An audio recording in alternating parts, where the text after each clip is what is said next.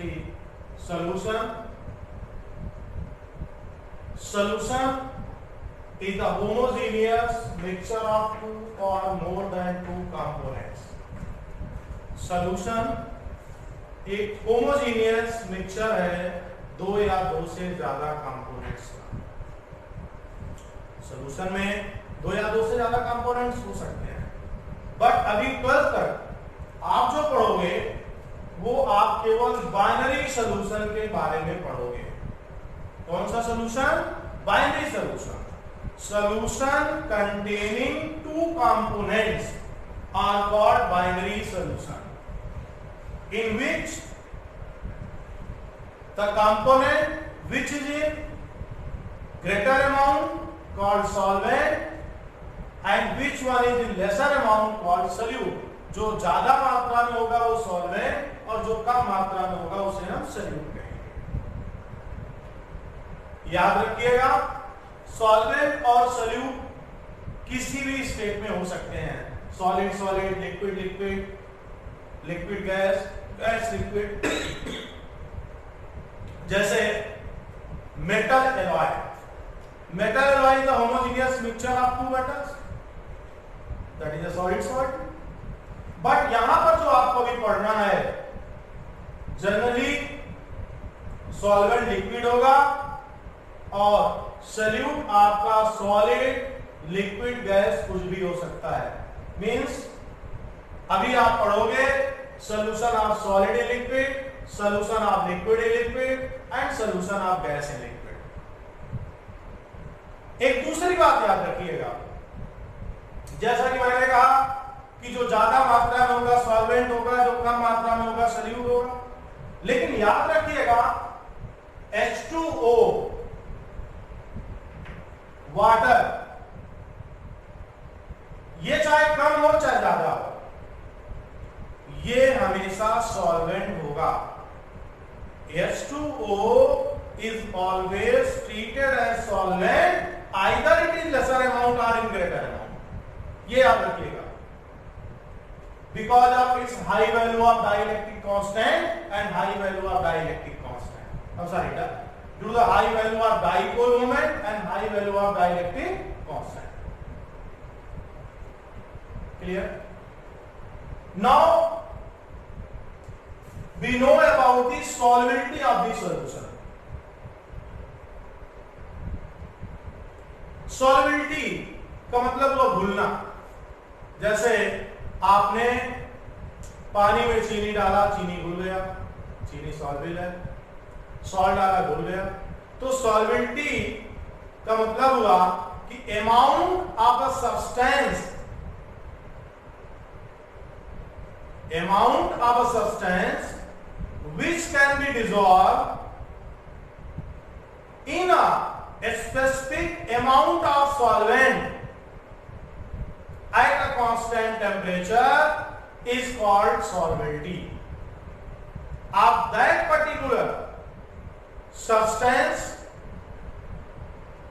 either solid or liquid or gas, in that particular solvent at that particular temperature, because temperature affect the solubility of solid in liquid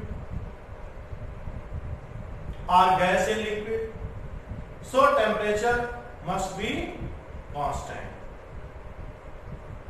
So the amount of a substance which can be dissolved in a specific amount of a liquid solvent at a constant temperature is called solubility. Is called solubility. और यह solute या solid या liquid जो भी हम dissolve कर रहे हैं, जिसको भी डिसॉल्व कर रहे हैं, वो कब तक डिसॉल्व होगा? जब तक वो सॉल्यूशन सैचुरेटेड ना हो जाए. A solution in which no more solute can be dissolved at constant temperature is called saturated solution. तो सैचुरेटेड सॉल्यूशन क्या हुआ?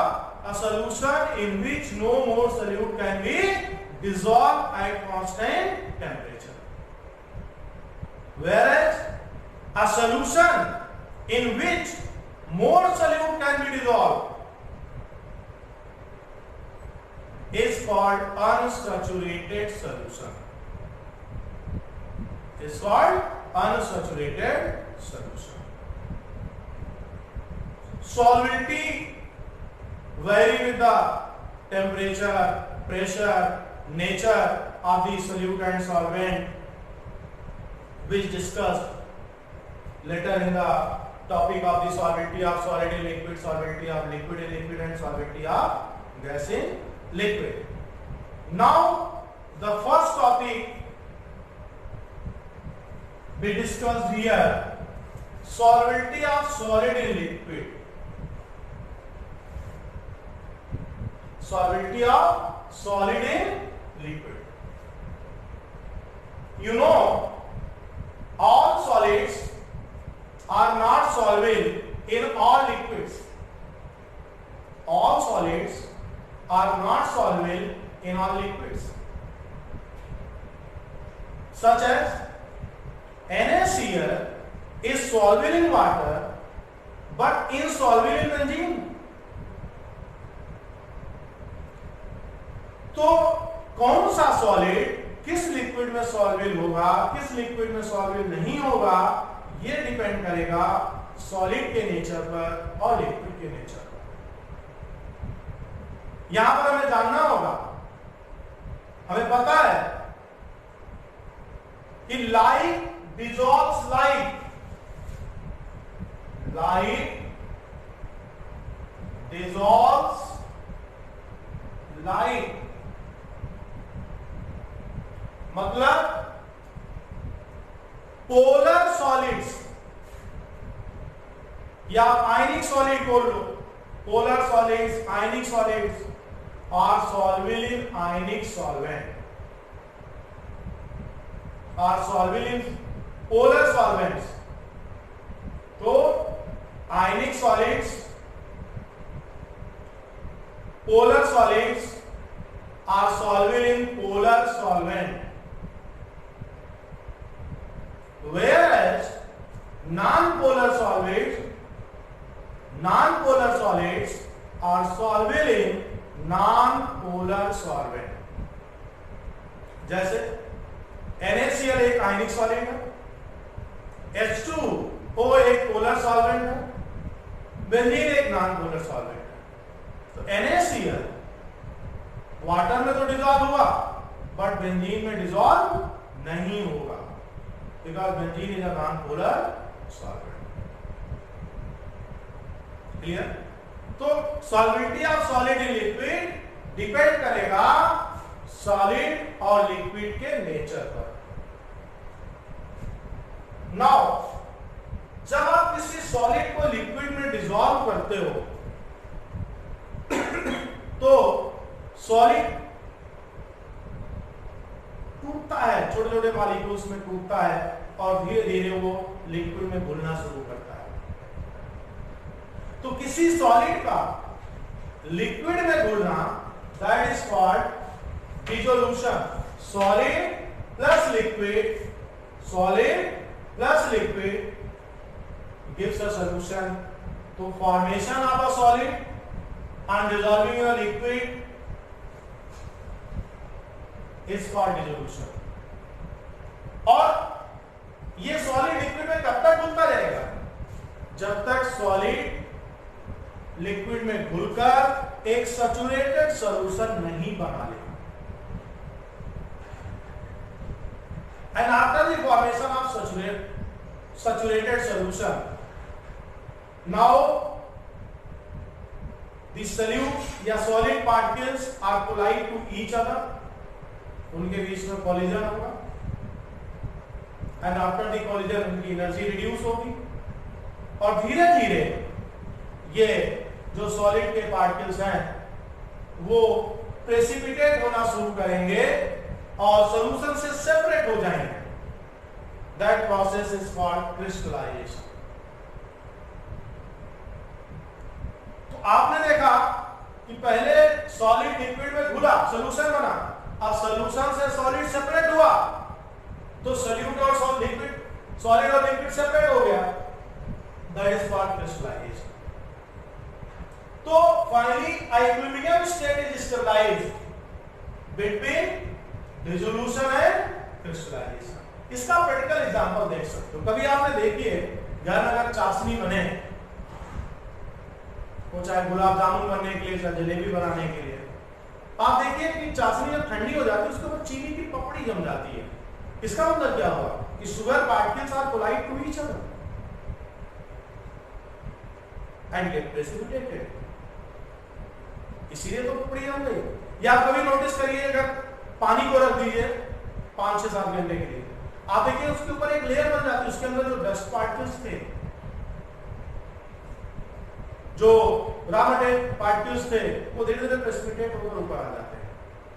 तो इसका मतलब हुआ कि जब हम सॉलिड को लिक्विड में डिसॉल्व करते हैं तो डिसोल्यूशन होता है, और after the dissolution solution form होगा। सॉल्यूशन में सॉल्यूट के जो सॉल्यूट या सॉलिड बोल लीजिए, उसके जो पार्टिकल्स हैं वो एक दूसरे से कोलाइड करेंगे और प्रेसिपिटेट हो जाएंगे। That process is called crystallization. अब सवाल ये बनता है कि किसी सॉलिड के लिक्विड में सॉल्बिलिटी कैसे कैसे चेंज होगी, हम कैसे सॉल्बिलिटी बढ़ा सकते हैं। Factors affecting solubility of solid in liquid, factors affecting solubility of solid in liquid. इसमें फर्स्ट है इफेक्ट ऑफ टेम्परेचर। टेम्परेचर का क्या इफेक्ट पड़ेगा, इफेक्ट ऑफ टेम्परेचर। उससे पहले आपको 2 टर्म्स समझने हैं जो आप फर्स्ट ईयर में पढ़े हो, लैटिस एंथैल्पी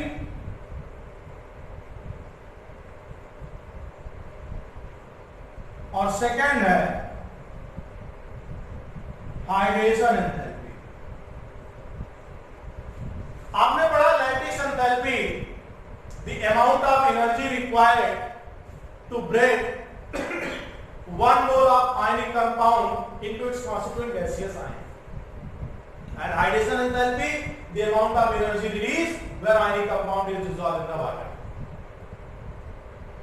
जरा सोचिए, आपने NaCl को पानी में डाला, NaCl टूटा, NaCl सॉल्युबल हुआ, NaCl डिसॉल्व हुआ, सॉल्यूशन बना। तो कैसे बना? ये तभी बनेगा जब NaCl Na+Cl- आयन में टूटेगा। अब NaCl को Na+Cl- आयन में तोड़ने के लिए क्या चाहिए? एनर्जी चाहिए, and that energy is called lattice energy या लैटिस एंथैल्पी। और ये एनर्जी कहां से मिलेगी? जब आपने NaCl को पानी में डिसॉल्व किया तो जो एनर्जी रिलीज हुई that is called hydration enthalpy. तो lattice energy, energy required, hydration energy, energy release. माने जो लैटिस एंथैल्पी है वो रिक्वायर्ड एनर्जी है, और जो हाइड्रेशन एंथैल्पी है वो रिलीज एनर्जी है। तो कहने का मतलब,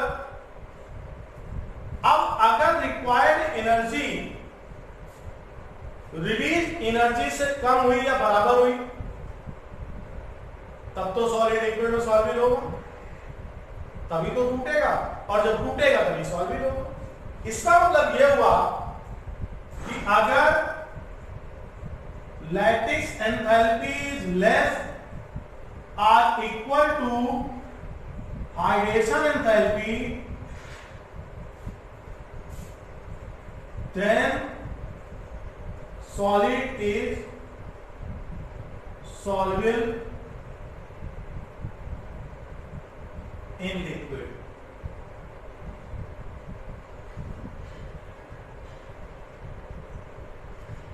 Whereas if lattice enthalpy is greater than hydration enthalpy, then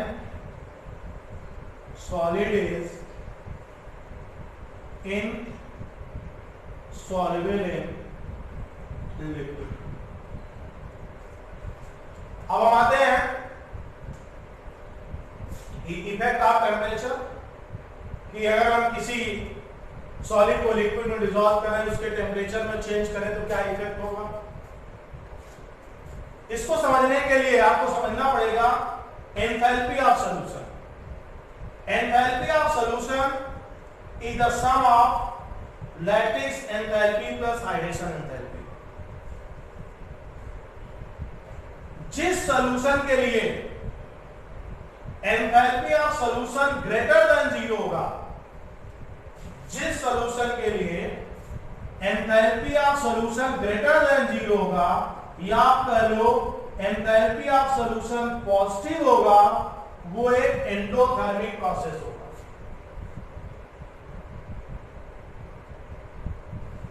और जिस सॉल्यूशन के लिए enthalpy of solution less than 0 होगा या निगेटिव होगा, वो एक एक्सोथर्मिक प्रोसेस होगा। अब आपको यहां पर एक बात याद रखनी होगी, आपने फर्स्ट ईयर के इक्विलिब्रियम में एक प्रिंसिपल पढ़ा था, ली चाइटे लियर्स प्रिंसिपल। आपने पढ़ा था ली चाइटे लियर्स प्रिंसिपल, और आपने ये पढ़ा था कि according to Le Chatelier's principle, in case of exothermic reaction, if we increase the temperature, equilibrium shift in backward direction. In case of endothermic process, if we increase the temperature, then equilibrium shift in forward direction. अब आप यहां देखिए, हम first case की बात करते हैं। मैंने पहले बताया आपको enthalpy of solution is the sum of lattice enthalpy plus hydration enthalpy. First case है if enthalpy of solution is positive, मैंने कहा प्रोसेस एंडोथर्मिक। तो अगर किसी सॉल्यूशन के लिए एंथैल्पी ऑफ सॉल्यूशन की वैल्यू पॉजिटिव आ रही है, इसका मतलब हुआ वो एक एंडोथर्मिक प्रोसेस है, एंडोथर्मिक रिएक्शन है।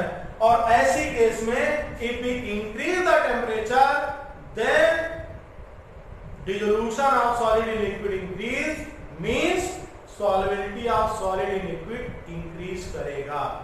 तो in case where the enthalpy of solution is positive or greater than 0, on increasing the temperature, the solubility of solid in liquid increases.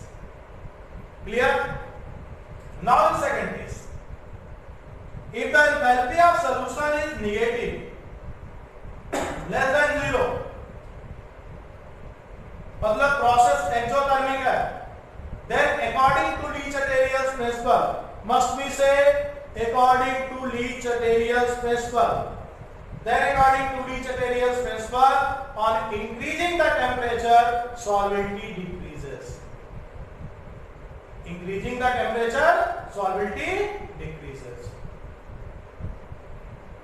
Clear? अगर आप टेम्परेचर बढ़ाओगे तो सॉलिड की लिक्विड में solubility घट जाएगी। तो इस तरह से इफेक्ट ऑफ टेम्परेचर डिपेंड करेगा कि उस सॉलिड की लिक्विड में जो सॉल्युबिलिटी है वो कैसा प्रोसेस है, एक्सोथर्मिक है, एंडोथर्मिक। अगर एंडोथर्मिक प्रोसेस है, आप टेम्परेचर बढ़ाओगे सॉल्युबिलिटी बढ़ जाएगी। एक्सोथर्मिक है, आप टेम्परेचर बढ़ाओगे सॉल्युबिलिटी घट जाएगी। क्लियर? जैसे NaCl है, ग्लूकोज है, टेम्परेचर बढ़ाने पर सॉल्युबिलिटी बढ़ जाती है। आप चाय बनाते हो, चीनी डालो तो डिसअपीयर हो जाती है। ठंडे पानी में चीनी डालो देर में घुलती है, गर्म पानी में जल्दी हो जाती है। लेकिन वही सोडियम सल्फेट की बात करें, Na2SO4 की बात करें, तो उसकी सॉल्युबिलिटी टेम्परेचर बढ़ाने पर घट जाती है। ये मैंने नोट्स भी आप लोगों को भेजे हैं एग्जांपल्स, तो आप लोग एक बार देख लीजिएगा।